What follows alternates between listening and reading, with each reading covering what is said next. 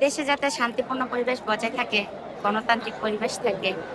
Vote দেওয়া মানে নিজের মত প্রকাশ। কিন্তু আপনি জানেন কি, ভোট দেওয়ার পরেও আপনার ভোট গণনায় নাও আসতে পারে। নির্বাচনের দিনে অনেক মানুষ লাইনে দাঁড়িয়ে ভোট দেন, কিন্তু ছোট্ট কিছু ভুলের কারণে সেই ভোটটাই বাতিল হয়ে যায়। আর সেটাই সবচেয়ে দুঃখের। প্রথম কারণ, একটি ব্যালট পেপারে একাধিক সিল বা চিহ্ন দেওয়া।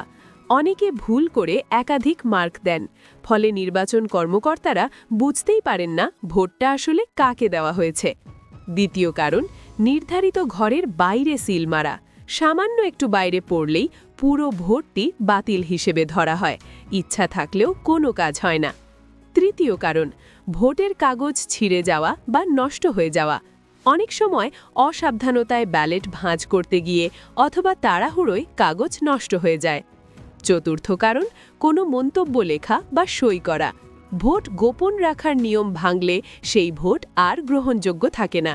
আর পঞ্চম ও সবচেয়ে অবাক করা কারণ, ভোটার নিজের অজান্তেই ভুল ব্যালট বাক্সে ভোট ফেলে দেওয়া।